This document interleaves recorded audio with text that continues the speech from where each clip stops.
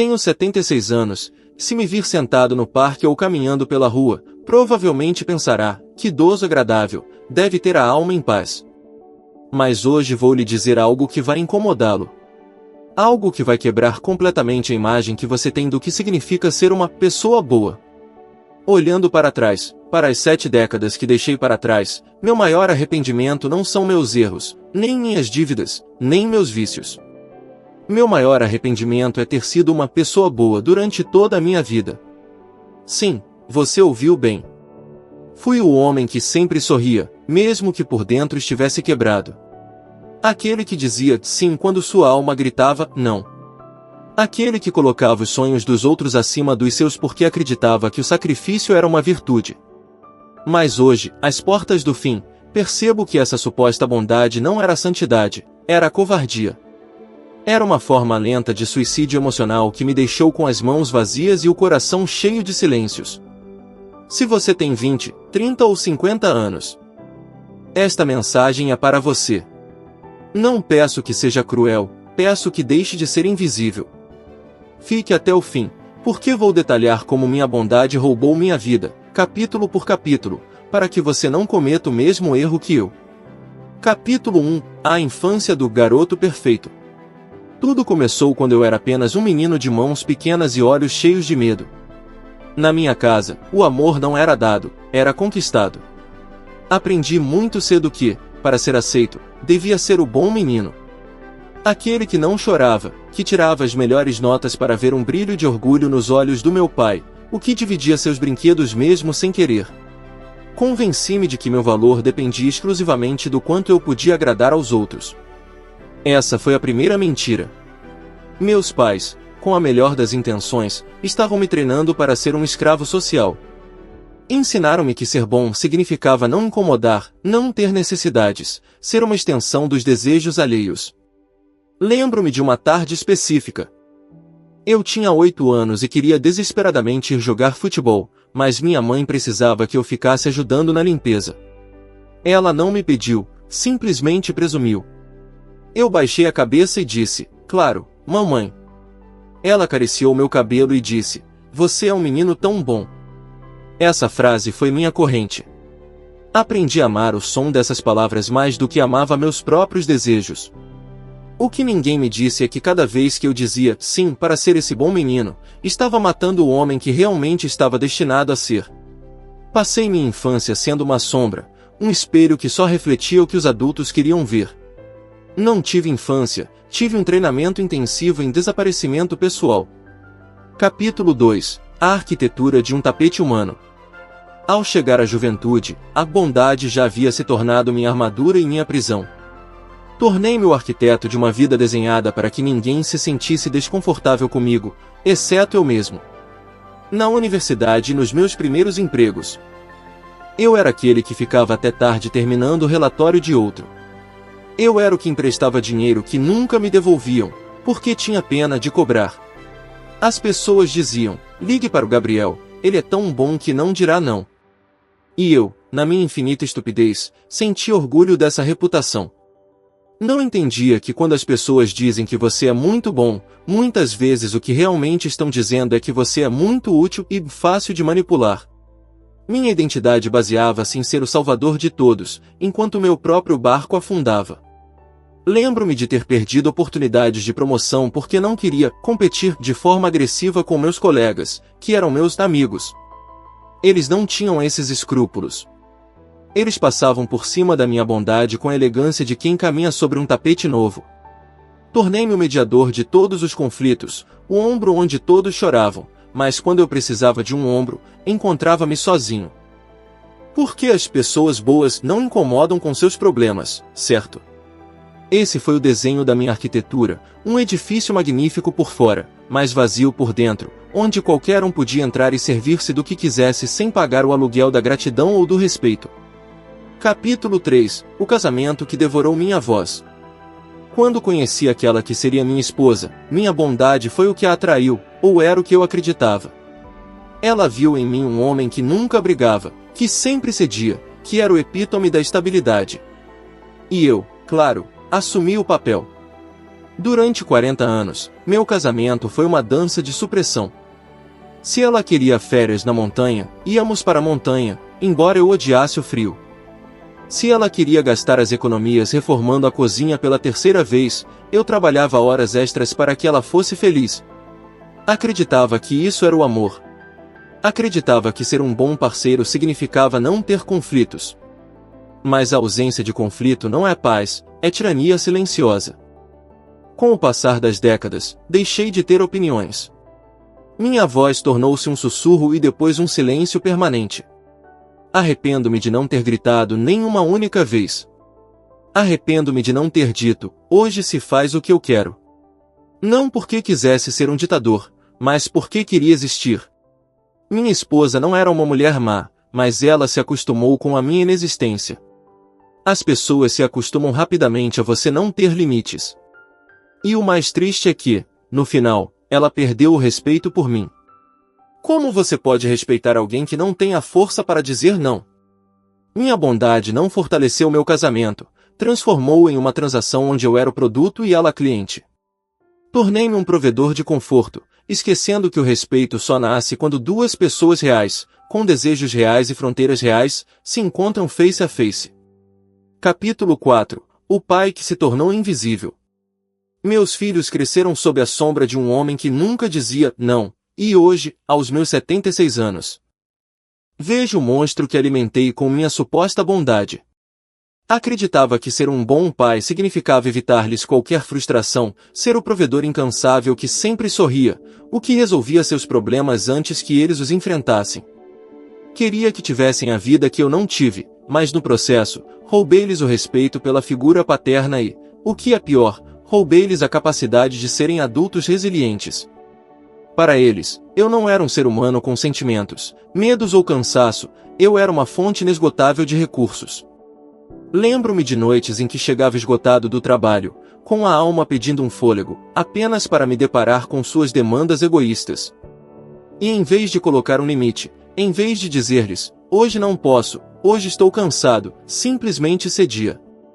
Minha bondade ensinou-lhes que minhas necessidades eram inexistentes. Hoje, meus filhos mal me ligam, e quando fazem, costuma ser porque precisam de algo. Criei uma relação baseada na utilidade, não no amor. Dói reconhecer que criei estranhos que veem minha velhice como um fardo e minha vida como um serviço que já expirou. Se eu tivesse tido a coragem de ser mal às vezes, de mostrar-lhes minha raiva, minha frustração e meus limites, hoje talvez conhecessem o homem por trás da máscara. Mas escolhi ser o bom pai e acabei sendo o pai invisível, aquele que se deu tanto que ficou sem nada para si mesmo, nem sequer o afeto genuíno do seu próprio sangue. Capítulo 5. A armadilha da lealdade profissional. Passei 40 anos na mesma empresa. 40 anos sendo o primeiro a chegar e o último a sair. Era o funcionário modelo, o que nunca reclamava dos aumentos que não vinham, o que aceitava as tarefas que ninguém mais queria porque o Gabriel é tão responsável. Meu chefe costumava me dar um tapinha nas costas e dizer que eu era a alma do escritório. Que palavras vazias! Esse tapinha nas costas era o pagamento barato pelo meu silêncio e minha entrega total. Vi passar jovens com metade da minha experiência subirem de cargo porque eles sabiam exigir, sabiam negociar, sabiam dizer, isso não me compete. Eu, em contrapartida, ficava na minha mesa, alimentando a fantasia de que minha bondade e minha lealdade seriam recompensadas algum dia. Esse dia nunca chegou. A recompensa por ser o bom funcionário foi mais trabalho. A recompensa por não reclamar foi ser ignorado. Quando finalmente me aposentei, me deram uma placa de cristal barata e um almoço de 30 minutos. No dia seguinte, minha mesa já tinha alguém novo. Minha lealdade não significou nada para a estrutura, só significou anos da minha vida que dei de presente a uma entidade que não tem memória. Arrependo-me profundamente de não ter sido mais egoísta com meu tempo e meu talento. Devia ter exigido meu valor, devia ter buscado melhores horizontes em vez de ficar por gratidão a uma empresa que só me via como um número eficiente. Minha bondade profissional não foi virtude. Foi falta de ambição e medo do conflito. Fui o escravo que se sentia orgulhoso de suas correntes porque elas brilhavam sob a luz do escritório. Capítulo 6. o corpo que gritou o que minha boca calou. Dizem que o corpo cobra conta, e o meu é um registro detalhado de cada palavra que engoli. Durante décadas, fui a pessoa boa que nunca se irritava. As pessoas diziam, é que o Gabriel tem uma paciência de santo. Não era paciência, era veneno acumulado. Cada vez que alguém me insultava sutilmente, cada vez que minha esposa me ignorava, cada vez que meus filhos me faltavam com respeito e eu simplesmente baixava a cabeça e sorria, estava enviando essa dor diretamente para as minhas células. Aos 50 anos, minhas costas começaram a se curvar sob um peso invisível. Aos 60, a insônia tornou-se minha única companheira, porque no silêncio da noite, todas as vozes que eu tinha calado durante o dia começavam a gritar na minha cabeça. Passei os últimos 15 anos visitando médicos. Dizem que tenho tensão crônica, problemas digestivos, uma fadiga que não se cura com o sono. Mas eu sei qual é o meu verdadeiro diagnóstico: tenho uma overdose de bondade tóxica. Estou doente de amabilidade. Meu corpo está se rebelando contra a mentira da minha vida. Desenvolvi doenças que nada mais são do que gritos sufocados. É devastador perceber que sua saúde desmoronou não pelos excessos da festa ou do vício, mas pelo excesso de abnegação. Arrependo-me de não ter tido a má educação de explodir, de quebrar um prato, de mandar alguém para o inferno. O câncer da alma é o sim constante. Hoje, cada vez que sinto uma dor no peito, sei que é uma daquelas verdades que nunca disse tentando sair. Fui tão bom com o mundo que acabei sendo meu próprio carrasco. Capítulo 7. O mito da justiça universal. Cresci acreditando em um contrato invisível com o universo. Se eu for bom com o mundo será bom comigo. Que mentira amarga e que tapa na cara a realidade me deu. Aos 76 anos. Olho ao meu redor e vejo homens que foram egoístas, que foram implacáveis, que nunca hesitaram em colocar seus interesses em primeiro lugar, e hoje estão cercados de sucesso, saúde e, o que mais me dói, respeito. Eu, por outro lado, que sempre fui o santo, o que perdoava tudo, o que nunca levantava a voz, me encontro implorando por atenção e lidando com uma aposentadoria miserável. O universo não tem uma balança de justiça para os que se sacrificam em excesso, o universo só entende de limites e de força. Arrependo-me de ter esperado uma recompensa divina ou kármica pela minha abnegação. Ninguém vem salvar quem sempre salva os outros. A vida não te deve nada por ser bom. Na verdade, a vida parece ser cruel com aqueles que não sabem dizer chega. Vi como pessoas com corações de pedra recebiam honrarias, enquanto eu, que dava vida pelos outros, era tratado como mais um móvel na sala. Essa suposta bondade me tornou passivo, me fez esperar sentado por uma justiça que nunca chegou. Entendi tarde demais que a verdadeira justiça não se espera, se conquista. Que ser uma pessoa boa, sem garras não é virtude, é fraqueza. E o mundo, esse lugar lindo e cruel, não tem piedade dos fracos que se disfarçam de santos para esconder seu medo de viver. Capítulo 8. A solidão daquele que sempre dá. Existe uma solidão específica e aterradora que só conhecemos nós, que fomos bons demais. É a solidão que chega quando a fonte seca. Enquanto tive energia, dinheiro e tempo para dar, minha casa estava sempre cheia. Os amigos me ligavam, os parentes me visitavam, sempre havia alguém que precisava de um favor, um conselho ou um empréstimo. Eu me sentia querido, mas era uma ilusão de ótica. Não gostavam de mim, gostavam do que eu podia fazer por eles. No momento em que minha saúde declinou e meus recursos se esgotaram, o telefone parou de tocar. Foi como se eu tivesse morrido antes do tempo para o resto do mundo. Hoje passo dias inteiros sem falar com ninguém que não seja o médico ou o farmacêutico. Percebo que nunca construí relacionamentos reais, só construí contratos de serviço. Quando você deixa de ser útil, as pessoas que você alimentou com sua bondade não sentem gratidão, sentem desconforto. Ver minha vulnerabilidade as lembra de que não podem mais tirar nada de mim, e por isso fogem. Arrependo-me de não ter sido mais seletivo, de não ter deixado que alguns fossem embora antes. Arrependo-me de ter confundido a necessidade dos outros com o afeto por mim.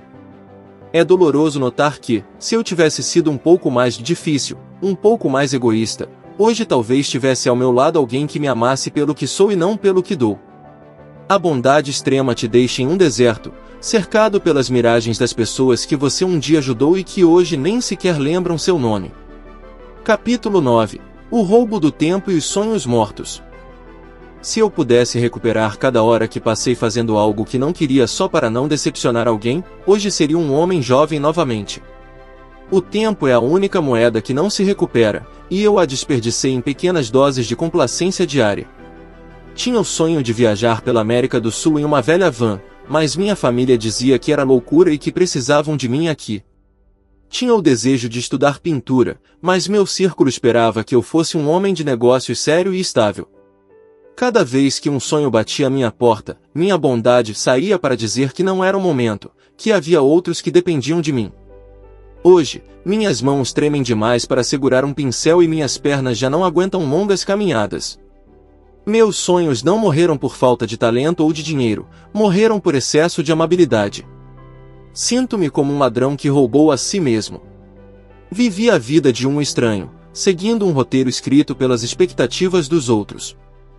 Olho para trás e vejo uma montanha de eu deveria, enterrada sob uma camada de sim, claro, não se preocupe. Arrependo-me de ter sido tão responsável com os desejos alheios e tão irresponsável com minha própria alma. O cemitério está cheio de pessoas boas que levaram suas canções sem cantar porque estavam ocupadas demais ajudando os outros a afinar as delas. Não permita que seu epitáfio diga que você foi alguém que nunca incomodou ninguém, porque isso significa que você nunca viveu para si mesmo. Capítulo 10. O despertar no ocaso. Aqui estou, aos 76 anos, sentado diante de uma janela que me devolve o reflexo de um homem que já não reconheço.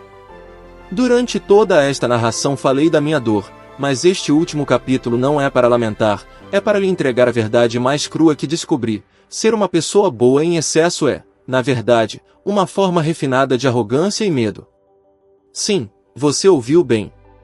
Eu acreditava que meu sacrifício me tornava superior. Que minha capacidade de aguentar me tornava santo. Mas a verdade é que eu tinha medo de não ser amado se mostrasse minhas sombras. Tinha medo de ser rejeitado se dissesse isso é meu e não te dou.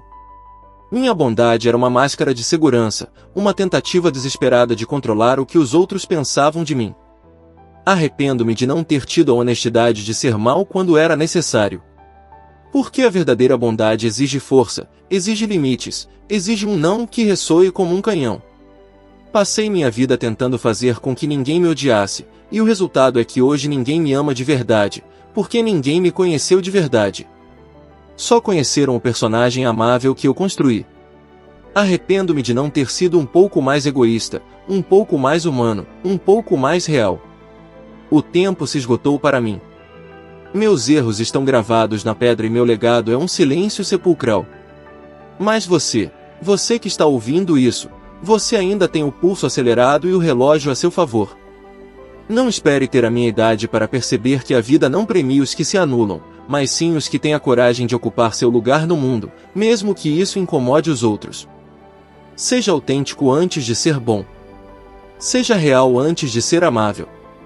Porque no fim da jornada, a única coisa que você levará não é o quanto serviu aos outros, mas o quanto pertenceu a si mesmo.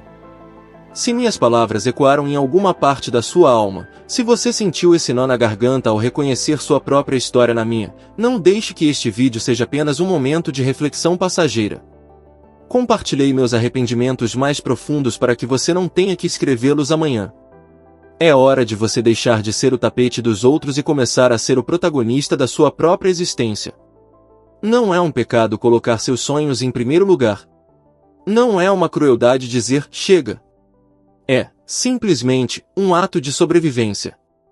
Por isso, quero te pedir 3 coisas hoje, não por mim, mas pelo compromisso que você deve fazer consigo mesmo. Comente abaixo, em que área da sua vida você está sendo bom demais e o que vai fazer hoje mesmo para colocar um limite.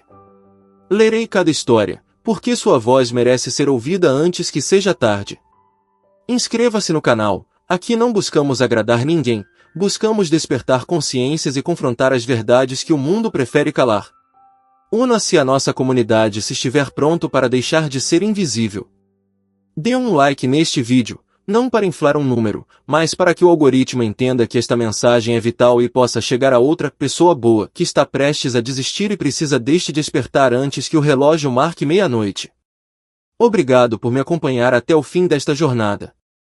Lembre-se, o mundo já tem pessoas amáveis o suficiente. O que o mundo precisa desesperadamente de pessoas que estejam vivas de verdade.